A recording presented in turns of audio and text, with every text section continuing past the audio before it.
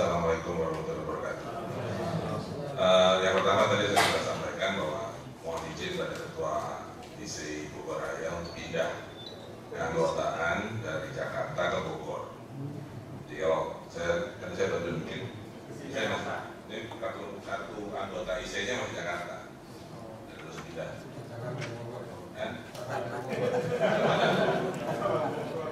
Oke, yang pertama. Yang kedua, begini, katakan, mari lepaskan dulu soal swadayanya. Tapi masalah pangan itu kan masalah yang penting buat kita semua.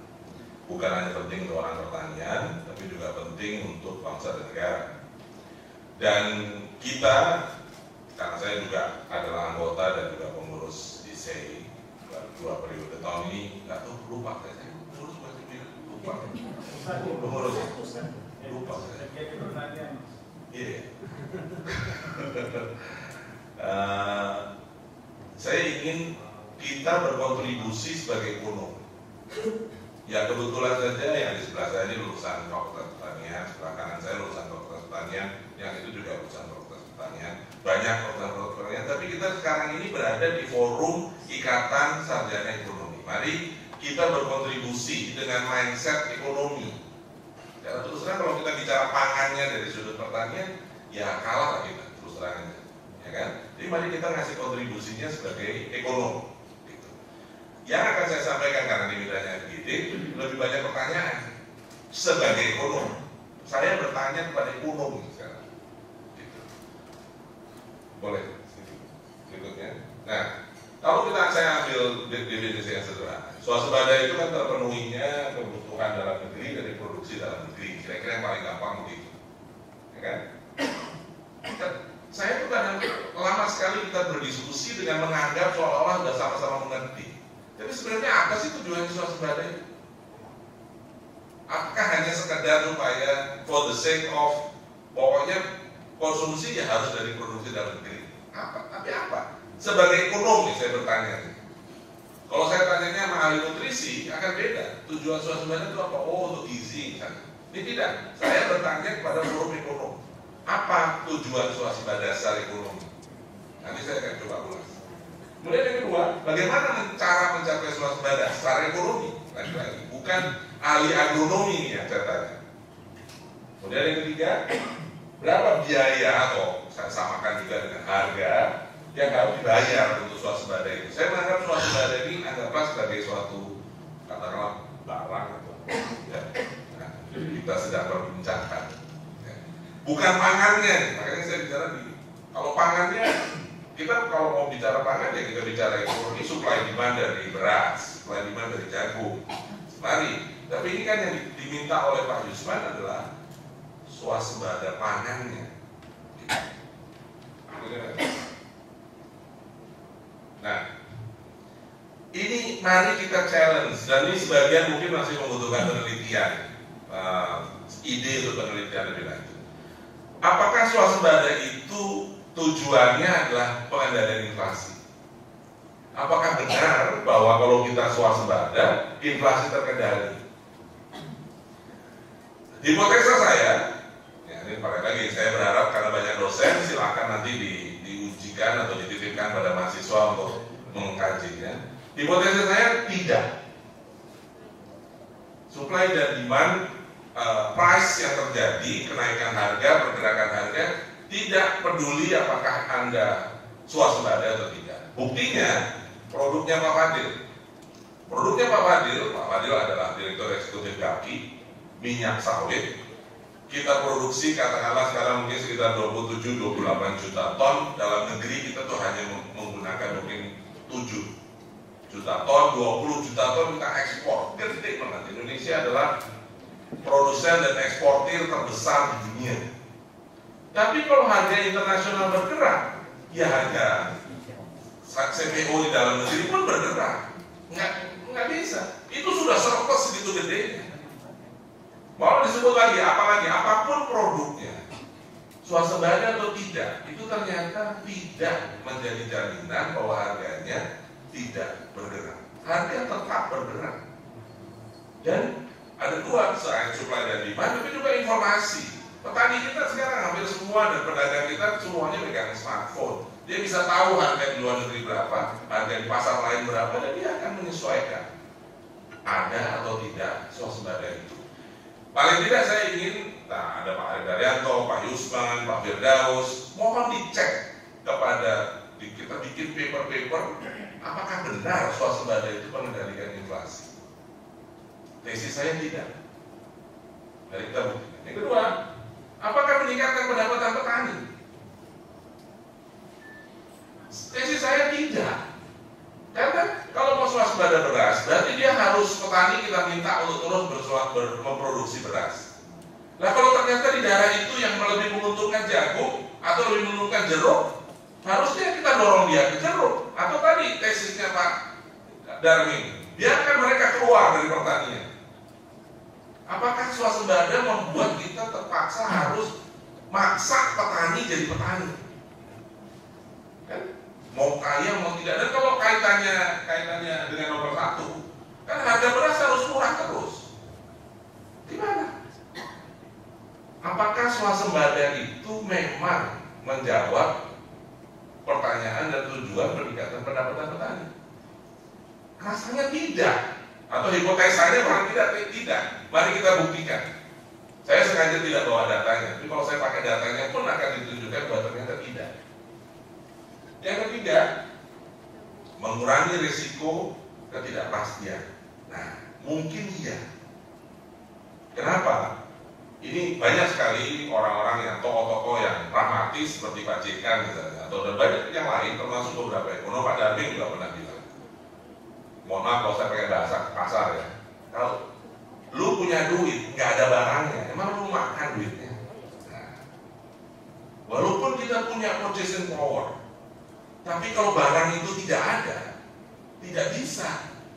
Begitu Australia menghentikan, pernah kejadian kan waktu itu Australia menghentikan ekspor sapinya ke Indonesia gara-gara isu animal welfare, kelimpungan langsung kita semuanya karena pasokannya kurang.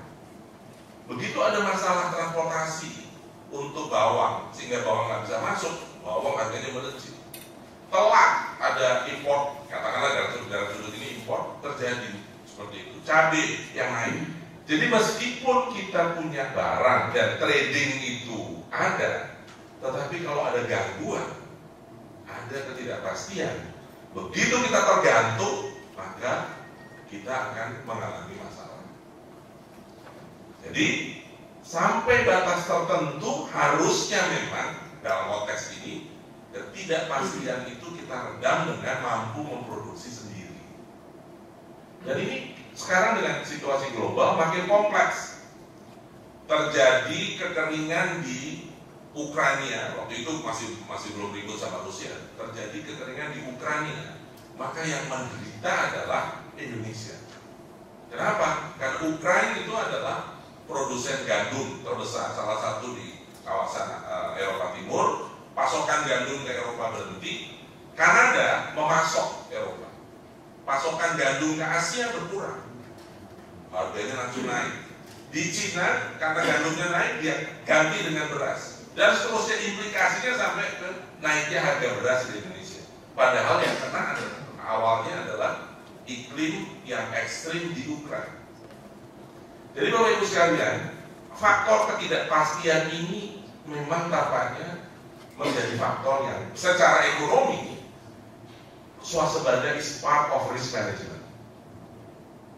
Kita punya uang, nggak bisa kita makan kalau tidak ada barangnya. Ini saya kira satu faktor. Kemudian yang ini saya hanya ambil 4, terserah mau ditambah juga boleh.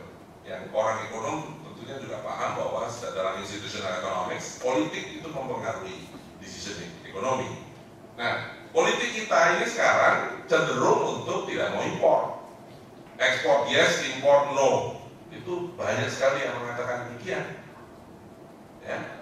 Padahal itu suatu yang lucu kan. Kalau kita anti impor, harusnya kita juga anti setuju, tidak boleh protes kalau negara pengimpor produk kita menghentikan impornya atau ngerjain produk kita. Pak Fadil itu pusing betul tuh karena produknya dikerjain dulu di sana. Harusnya nggak boleh, kita nggak boleh protes. Pak Fadil nggak boleh protes. Kalau kita memang di sini mau mengatakan kita anti impor, tidak setuju impor, kan gitu. Ya. Ini menurut saya hal yang harusnya kita sebagai ekonom, saya tidak mau bermaksud mempengaruhi, tapi paling tidak kita harus ambil posisi dong. Apa iya ekonom akan nanti impor, gitu?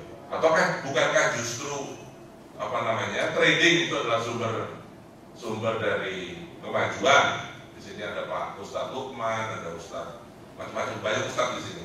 Kalau nggak salah, ada hadis yang mengatakan 9 dari 10 sumber kesejahteraan adalah dagang. Nabi Muhammad itu pedagang, kok kita jadi pedagang itu kan ekspor impor. Masa kita anti impor? Harusnya enggak dong, kan gitu. Ini lagi-lagi menurut saya, kalau ekonomi itu kan bergerak dengan objektif. Kalau objektifnya nggak jelas, hanya sekedar mau swasembada saja, rasanya kok nggak pas. Tapi saya menemukan paling tidak argumentasi ekonomi yang cukup solid, yaitu is a part of risk management.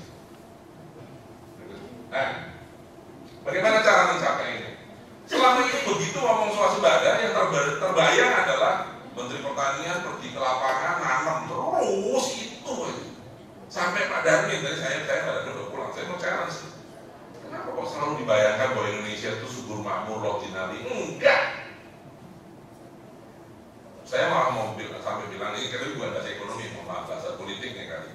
Jangan-jangan kita sengaja diminyak-bobokan seperti itu, supaya kita malas dan mengembangkan teknologi.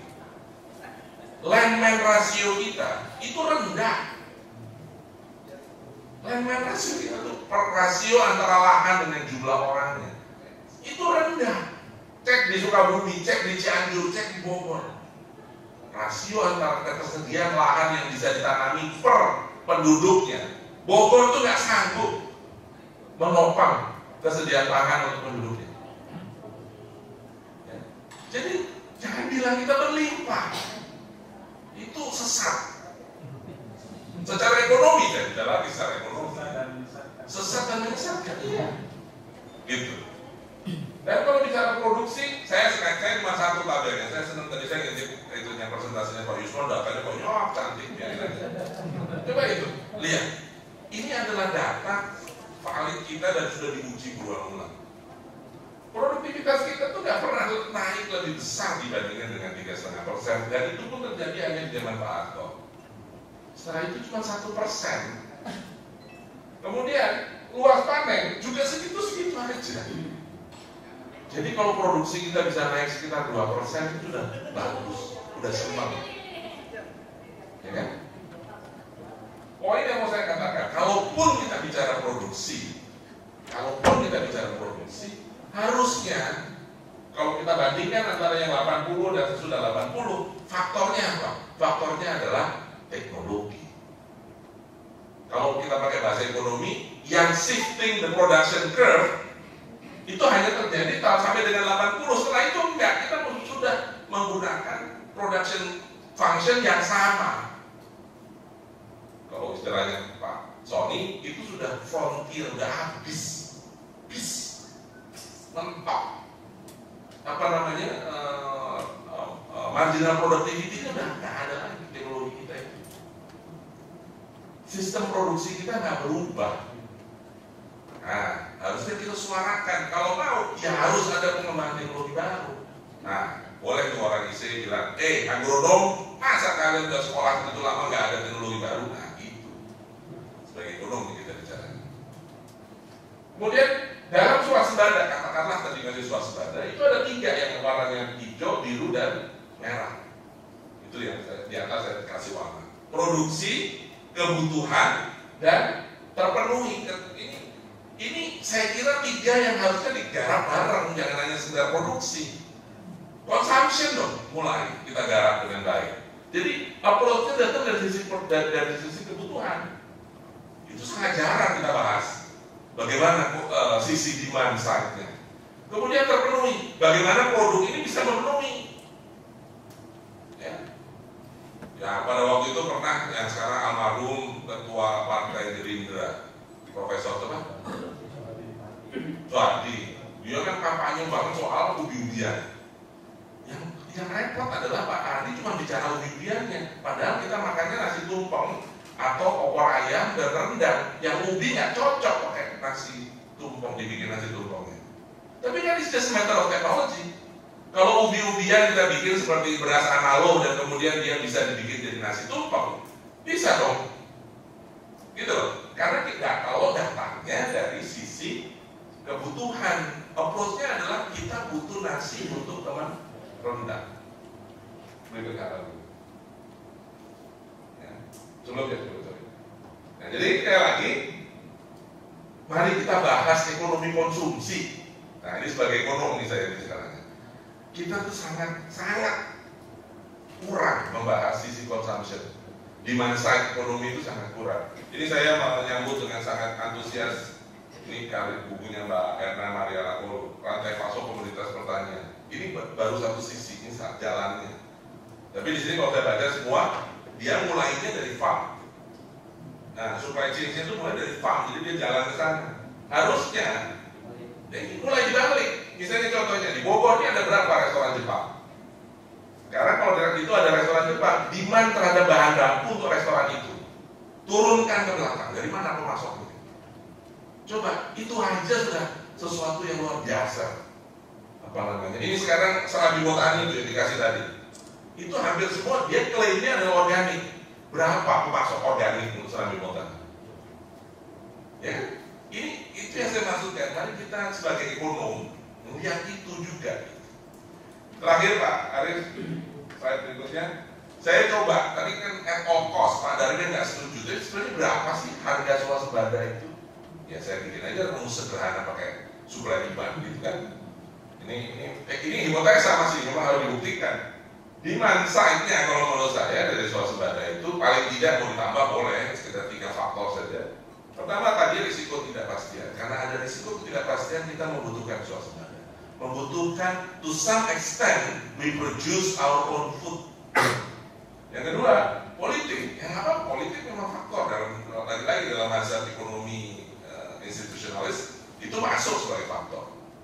Yang ketiga, jumlah penduduk karena makin besar memang terjadi peningkatan permintaan terhadap produksi. Mau ditambahkan lagi silahkan. Apa faktor yang menyebabkan kita butuh swasembada? Pride misalnya, gengsi dong, masa kita boleh aja. Jadi mari kita coba bikin analisisnya. Kemudian dari supply-nya, production dan time series. Begitu terjadi gejolak di dalam time series production, itu turun dia supply keswasembadaannya. Artinya kita makin tidak meyakinkan untuk menunjukkan bahwa kita bisa swasembada. Tapi kalau ada teknologi baru, tumbuh supply-nya bergerak ke kanan, kira-kira gitu. Kalau terjadi investasi, ini yang sangat jarang dibicarakan. Ngomongnya swasembada melulu, tapi nggak ada investasi. Government di pangan, Bapak Ibu sekalian, itu less than 7%. Peran APBN dan peran pemerintah di pangan Indonesia total itu nggak nyampe 7%, hanya 6,5-6,6%. 93% itu swasta, termasuk petani. Tadi bilang Pak Darmin bilang dulu ketinggal cetak sawah. Total cetak sawah di Indonesia, total cetak sawah termasuk zaman Orde Baru sampai dengan sekarang tidak lebih dari 14% yang dilakukan oleh pemerintah. 86% dicetak oleh petani sendiri. Apa yang kita pakai, yang kita dorong untuk membuat mereka mau invest? Kan? Itu kan investasi. Kalau masuk karet misalnya 98% datang dari petani, tidak ada dari pemerintah. Ya. Jadi ya investasi, supply dalam tanda petik kalau swasembada kita anggap sebagai produk. Jadi yang kita harus lakukan sekarang mungkin harga swasembada kita mahal. Ya. Tapi jangan-jangan yang harus kita lakukan cara berpikir ekonominya adalah mari kita tambah supply factor dari swasembada dan mari kita turunkan demand factor dari swasembada. Salah satu menurunkan demand factor adalah ya risk kan, sentimen pasar atau sentimen yang menunjukkan kita tidak confidence, consumer confidence yang rendah itu biasanya kebutuhannya tinggi. Tapi kalau consumer confidence yang tinggi dia akan lebih rendah. Dengan begitu kalau kita bisa geser kurva demand-nya ke kiri dan supply-nya ke kanan, kita akan bisa dapat tingkat keswasembadaan lebih tinggi tapi dengan biaya yang lebih rendah. Saya kira itu beberapa pertanyaan yang saya tujukan kepada kita semua, tapi wabil khusus pada Ketua IC Bogor yang baru. Terima kasih. Assalamualaikum warahmatullahi wabarakatuh. kreativitas untuk dia mampu menghasilkan seperti Ibu Elisa bikin, sebagai dokter Lisa bikin temulawak, sambiloto dan segala macam yang dijual. Sekarang gue promosiin tuh.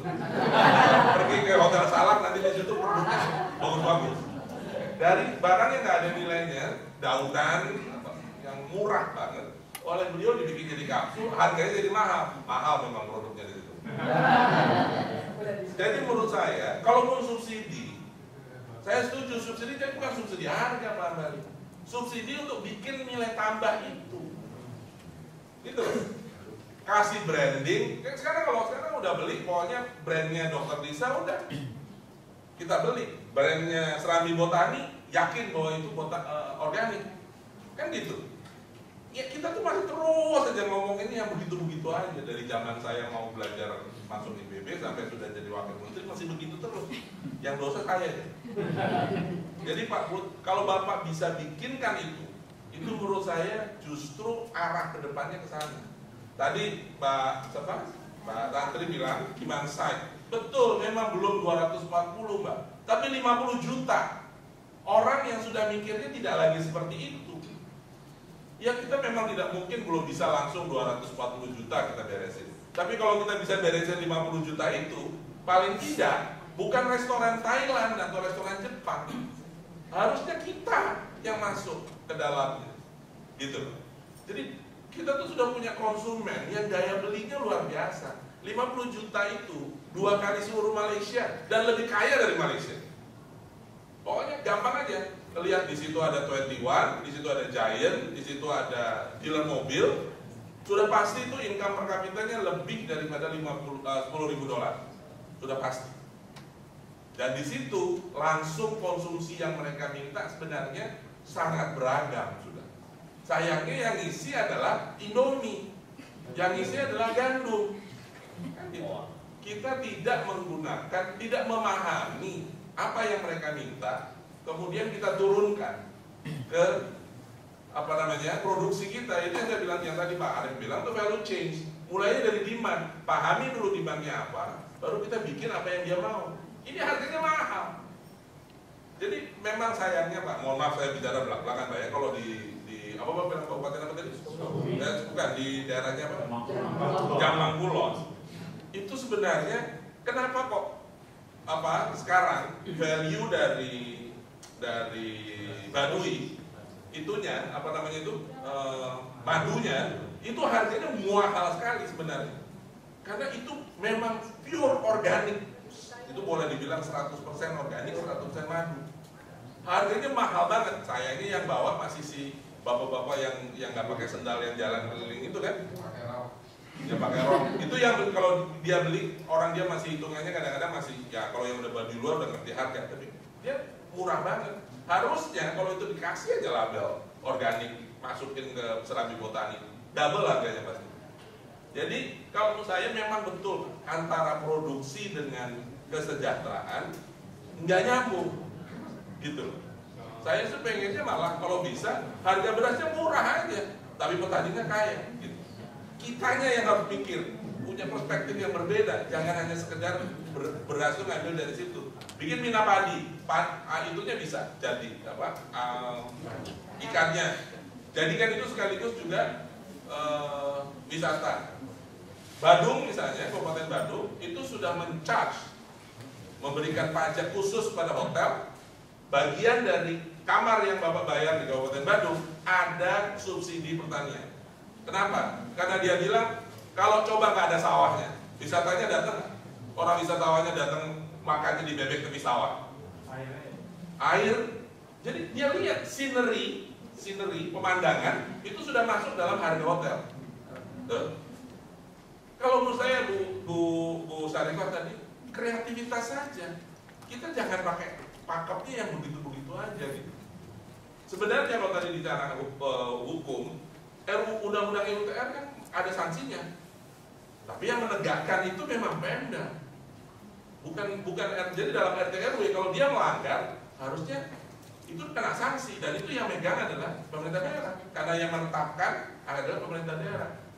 Tapi ya tadi yang dibilang oleh Pak Darmin, ya kalau Bu Sarifah memang profesional ada di situ, tapi bupatinya kan mikirnya cuma 5 tahun. Nanti udah mulai oke, bulan madu setahun, 2 tahun, habis itu mulai lagi, belum lagi ya kasusnya ibu lah, pakai segala macam.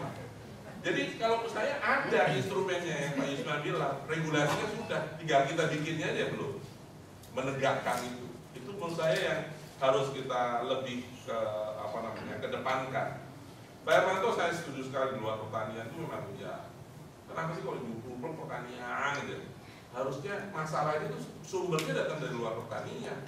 Ya ini kalau boleh curhat sedikit, kita mau swasembada gula katanya. Saya pergi ke ITB, ditanya di ITB, Pak, ada nggak di sini ahli mesin tebu? Nggak ada. Bagaimana kita mau bisa meningkatkan produktivitas ahli mesinnya nggak ada? Ya diuplek-uplek tanamannya aja. Ya itu. Jadi di luar pertanian bukan hanya pada level yang tadi disebutkan, pada makro, tapi juga pada level yang sangat mikro pun demikian. Pak Hendro ini memang, Bapak tadi baru bilang kedaulatan, ketahanan, keamanan, kemandirian, swasembada, sekarang mulai ada keadilan pangan semuanya. Itu saya cuma mengartikan satu, pangan itu memang penting. Dan kalau menurut saya, sudahlah nggak usah terlalu disibukkan dengan swasembada kayak apa, kayak produksi harus naik. Dunia akan kekurangan pangan. Itu aja. Cina itu sangat ekspansif. Nah, misalnya contohnya tadi sebelum saya udah bilang Pak Darwin, Pak, definisi swasembada. Kalau sekarang saya dan Bapak punya farm di Australia. Saya beli farm di Australia. Yang punya adalah Bayu dan Darmin, warga negara Republik Indonesia. Sapinya saya bawa ke Indonesia, itu bagian dari swasembada atau tidak? Bagian dong, orang itu punya kita kok. Jadi harusnya jangan berpikir hanya sekedar border Republik Indonesia.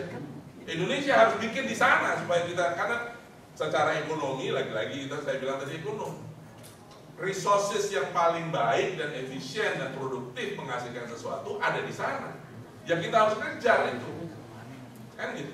Resources yang paling baik di sini untuk memproduksi yang lain, ya nggak apa-apa, silahkan. Itu menurut mazhab ekonomi harusnya kan begitu. Jadi saya kira ini sesuatu yang memang tidak berakhir dengan tadi ya beras beda kualitas, sangat setuju. Tapi bukan jangan malah distandarisasi, biarkan beda sedemikian sehingga tidak ada pengaruh pada inflasi satu sama lain. Ciherang nggak ada, ya kalau Ciherangnya naik turun biarin aja, karena yang lain toh belinya Cianjur dan seterusnya. Dan kalau beda begitu, biarkan petani Cianjur yang kualitasnya mahal itunya, berasnya, dapat harga beras yang jauh di atas HPP, biarin aja. Kenapa semuanya harus diseragamkan? Yang HPP itu hanya yang untuk raskin saja. Jadi memang kita harus mulai agak berbeda, cara berpikirnya harus betul-betul diindoktrinasi, berbeda dengan cara yang lama. Misalnya saya selalu terobsesi, kenapa tumpeng itu harus dari beras yang datang dari padi? Kenapa sih nggak bisa beras yang datang dari singkong? Tapi namanya tumpeng tetap, sehingga budayanya tetap jalan, seleranya jalan, bukan budaya makannya yang kita rubah, makan opor tetap, tapi sumber bahan bakunya yang kita rubah, teknologi kuncinya.